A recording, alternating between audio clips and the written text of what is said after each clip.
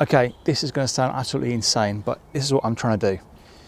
Shotgun mic facing up at me.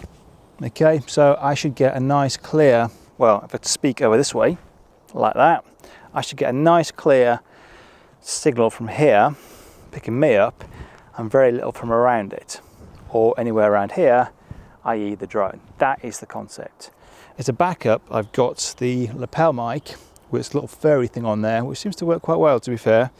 That's in the other channel on the Tascam, that's in this pocket. So to save me having wires everywhere, I've got mic, Tascam, and a bundle of wires in there. I clearly look ridiculous. However, I'm trying to test several things because we've got kind of patchy cloud today. So one thing I'm trying to test is dappled light through trees, drone flying down little bits like that, or down there. And this might work, it might not work. I've never tried this before, so it'd just be an interesting test.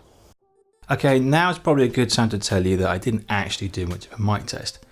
I was so busy controlling the craft that I forgot all about the mic test. But when I look back at the audio track later on, I realised that the shotgun mic actually picks up quite a bit of sound from the sides. Therefore, the idea of using it to take out some of the drone noise isn't actually going to work. So that was a bit of a fail. So I have some more ideas of how I can achieve this, but at the moment, fail.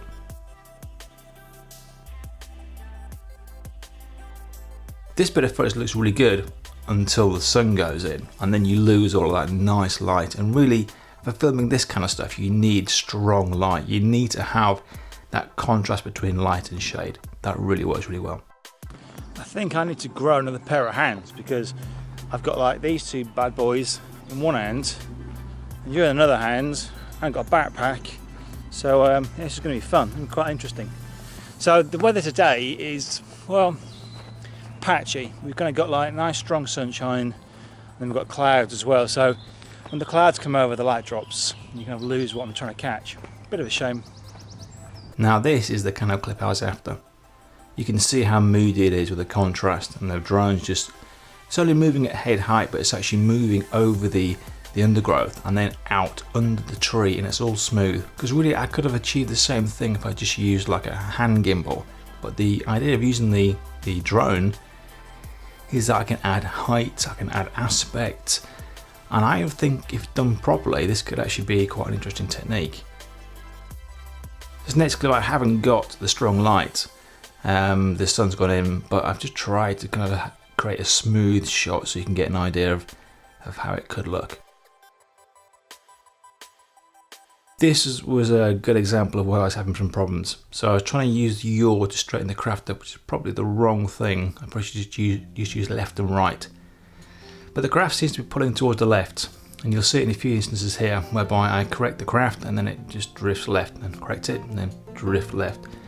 You can see it here, and it does this a few times. I don't really know why it was doing this. Maybe I was too low, maybe the backdraft or the downdraft from the propellers was causing the craft to move. I was finding that I was having to fly forward and right to try and correct it. You can see here I move over and then drift left, correct, drift left, correct, drift left, correct, gone, correct, drift left, and this goes on.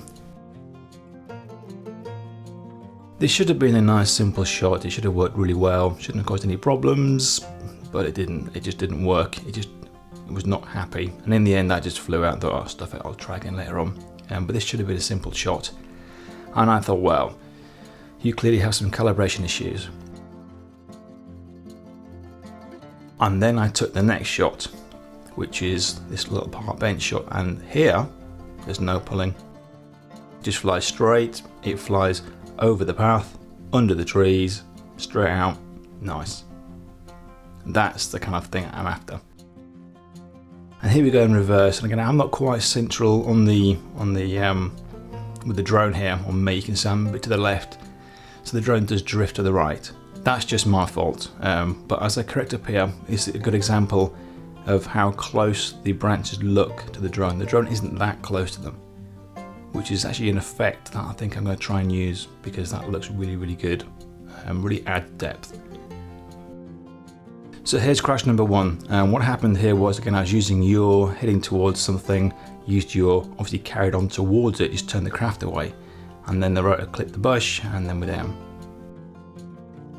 Okay, this was crash number two. This is a bit more serious. So what you've got here, what you can't see, is there's like a V-shaped set of tree trunks, and I'm just trying to fly between them.